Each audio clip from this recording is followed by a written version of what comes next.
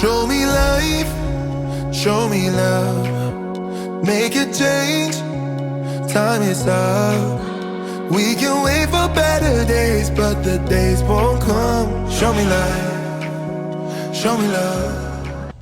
Well, we've been in the boatyard for about 4 months now and hoping to pick up the boat next week, but it's kind of hard to imagine it can be ready in just a little over a week. But we stopped by to pick some things up, and it's just, yeah, kind of crazy everywhere. So it'd be really interesting to try to find things. But boy, being here makes me really sad that we haven't got to be on her and have her out in the water, and I just really miss her. But looking forward to getting her back into a usable state again. Oh gosh, too bad we don't have our boat back yet, because look at the amazing sailing there is out there. Back over here is Raccoon Strait, and our boat lives back through there at Point Richmond normally. But right now it's at Berkeley Marine Center. I'm walking from Sausalito, where we're staying the night tonight. Tomorrow we'll be sailing with a friend on his boat. Beautiful skyline of San Francisco and the Oakland Bay Bridge.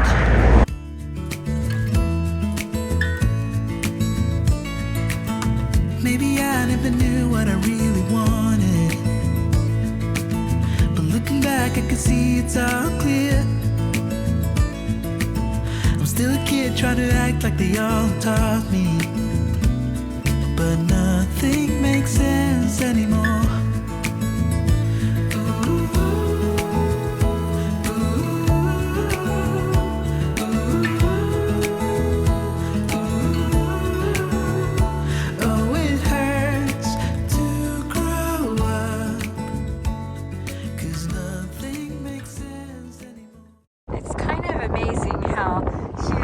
Forward deck is.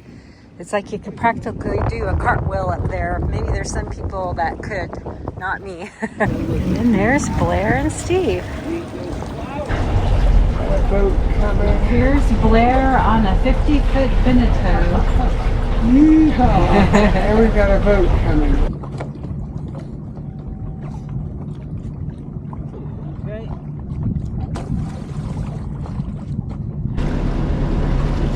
All right, so we just dropped our pretend mooring ball that our dear captain Steve has dropped in for us, and now I'm going to circle around because we'll be wanting to come straight up into the wind to the mooring ball, and of course once we get to it we'd like to be stopped. And there's slightly more wind today than was expected. So it's February 25th. Happy birthday to my brother-in-law, Bill. In the Bimini, he's got a wonderful little window. Bimini usually has this, where you can see the Windex, the wind direction indicator, up at the top of the mast. So that will help me a lot for going straight into the wind. Around, and we'll be going straight into the wind still. Okay. Yeah, for the Where first is this time. thing? I see it right there. Okay, so great. It's just a little starboard of that And ship. where's the wind coming from? So you want to be into the wind. Yeah, so I'll have to go a little. And you can adjust little before you get report there. of it, and then I'll go head to wind. You go ahead. Head Okay, to now I can do it. Try neutral. No gas, no gas. You're gonna go. We're gonna be. Remember, my boat weighs more. Yeah. So I put it in neutral, and just see if you need some later. Should I put it on the upwind side of the boat? You can. Are you in neutral? I'm in neutral. Oh, no, I'm not actually completely in neutral. Maybe put it in reverse a second, Yeah, because we're still going too fast. No gas. This is all going to be really gentle. Just reverse to put I think this is going to be good, Are you still in reverse? No, now I'm in neutral. Maybe put it in reverse. You're still coming too fast. Neutral.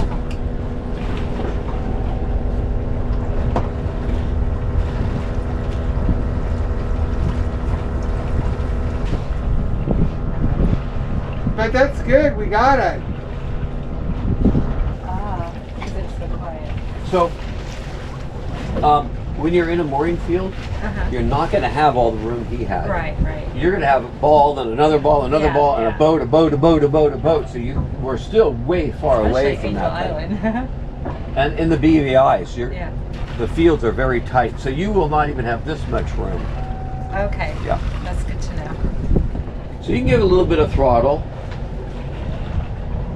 A little more. A little more. That's probably a little too much. That's good. Just head right for that buoy. Just head for because we're pretty far away. But well, let's see what happens. It doesn't feel like we're far away. It feels like we're really close. You keep straightening it out. Just follow the bow. Follow the bow. There you go. And now maybe back the other way a hair. Now what he had to do was he had to put it in reverse because he was coming too fast. Should I go slower now? I would put it neutral. Okay, is that just all the way back? Straight up and down. There, that's neutral. Okay. And let's see what happens. So I think we're still getting closer, but you know what? I would just drop it and forward again. Keep going until it clicks. There you go. Now turn a little to starboard, and then maybe neutral. Remember, when you put it forward, you know, the prop wash is going to hit the rudder, yeah. and it will turn the boat. So, probably forward again.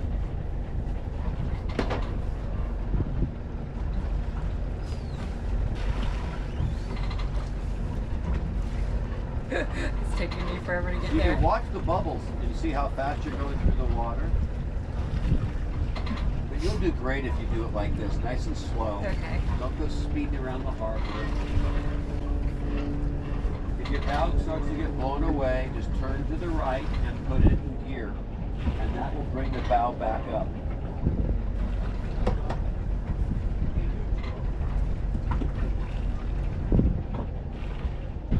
When I saw him go in with the boat hook, I put the boat in reverse to help stop the boat.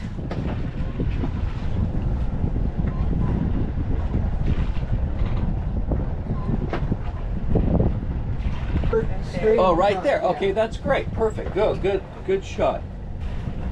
Look what you did. You just dialed. Now it you're not while in we forward.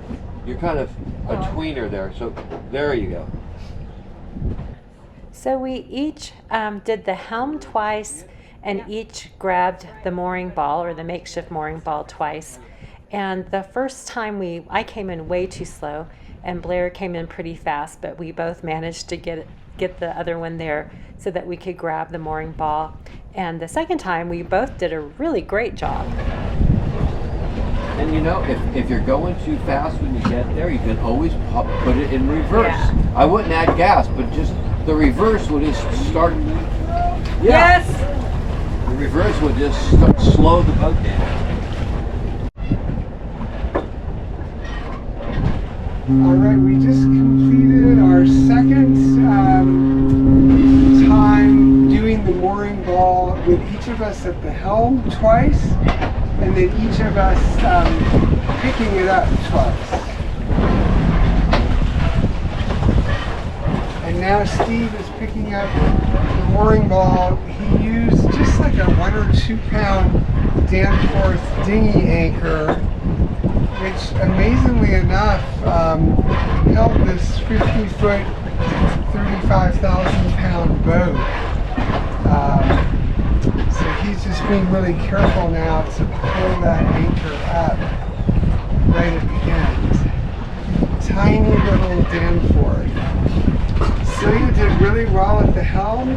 I I think we both did a little bit better the second time at the helm, and also both did a little better the second time with the boat hook picking up the mooring ball.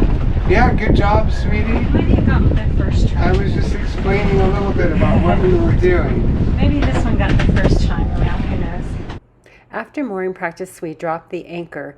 Many people use the motor when they're raising the anchor, but Steve taught us how to use the windlass without putting any strain on it. Nice and easy. Go ahead, a little more. Keep it straight.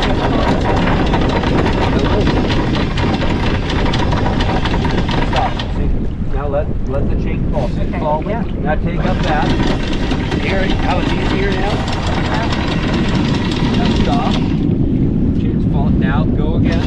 Now probably just keep going, because now we're moving. See the bubbles? Yeah, now we're, There, see the bubbles moving? yeah, it's accelerated us. Just keep it down now. Just keep her going. If it ever gets too tight, just stop a second and then we'll go again. And the boat is going to steer straight and follow that cable right to the anchor. See how easy it is? And when bubbles are going by, the boat's moving forward. Go. Okay, now just wait. Now sometimes I'll actually hear it go clunk. No, the anchor will come loose and you hear this clunk. Once it comes out of the mud. Yeah. Interesting.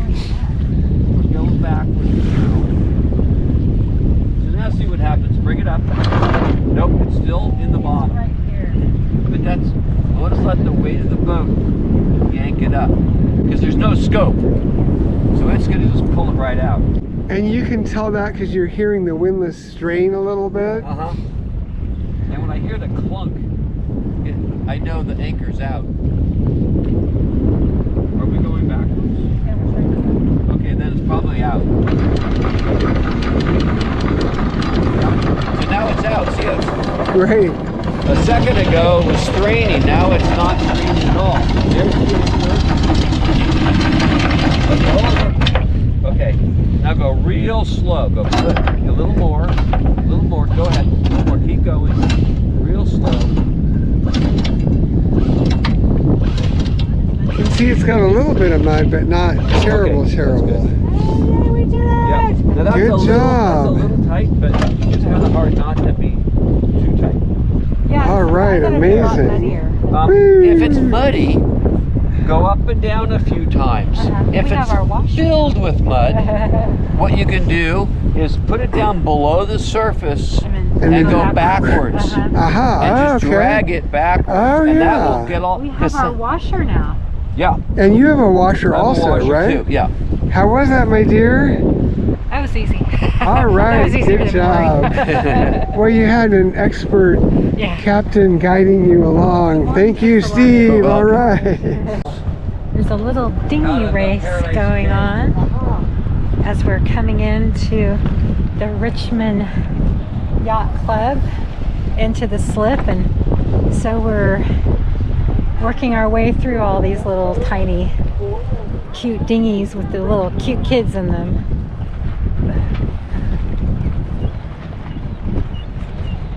It's a target-rich environment. A target-rich environment.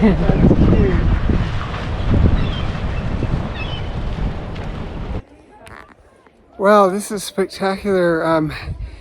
This is really the calm before the storm. It's February 28th, 2024, and we are due to be getting 5 to 8 feet of snow here at the ski center in the next 3 days, starting tomorrow morning, Thursday, finishing late Saturday, early Sunday.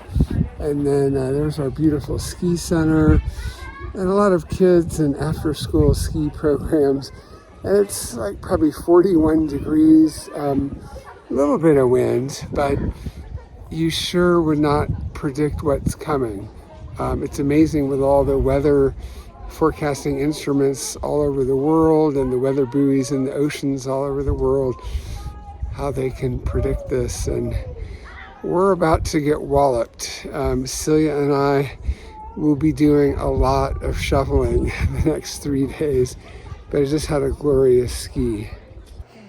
The snow, Celia said, is heavier than expected, and as you can see, pretty darn deep.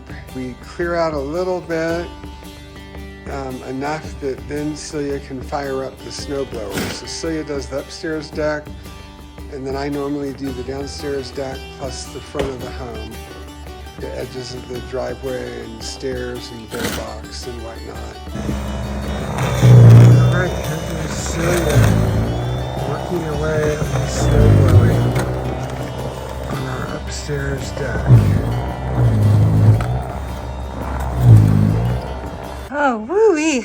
Not as much snow as predicted, but enough snow and crazy wind. So that's why the porch, which is, as you can see, covered, is covered with snow. And our little Christmas tree that we haven't taken down yet is covered. And there's Blair coming up the driveway. See how deep that is? That is not easy to do. I tried to do that when he was gone one weekend, and I don't know how he turns it. I can go in a straight line, barely, but that thing weighs like 150 pounds, and I cannot make those turns. Plus, at the same time, he maneuvers the blower in the right direction. And there he goes down the driveway, and that's our neighbor Steve. I have to show you a little video of how his house is completely covered. And you can almost see our friend Steve's house over there, but it's pretty buried with snow. Of course, last year it was even worse than this. Downstairs, our windows are covered to the top now, but that's because of the metal roof and the snow falling off to the side of the house from the roof. Last night we had winds up to 60 miles per hour, so our house got a little snow blasted, and it was crazy. The power went off several times. I ran out of battery juice because the snow was so deep, so I still have a little more plowing to do once the batteries are charged. But look at these beautiful trees. It's still snowing, but I think the major part of the storm is over. And down here is somewhere down there is our generator that saved the night last night. All right, here we are at Tahoe Donner cross country. This is on March 3rd, Sunday. At our home, it's already snowed almost 4.5 feet, and a little more up here at the ski center, 5+. It's been quite a storm, mainly going for 2.5 days. Well, we just finished with the blizzard up here, like 3 days of hard snow, and what really made it a blizzard was the crazy wind blowing the snow not only sideways that was falling, but from out of the trees and off the ground, causing the visibility to be a little crazy. At our house it was 60 mile per hour gusts, and I think at the top of the mountains it was over 100. But it's Monday now, and I thought the snow was finished, but it's still snowing and blowing.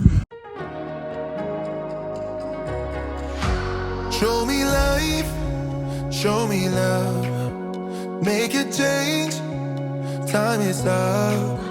We can wait for better days, but the days won't come. Show me life, show me love.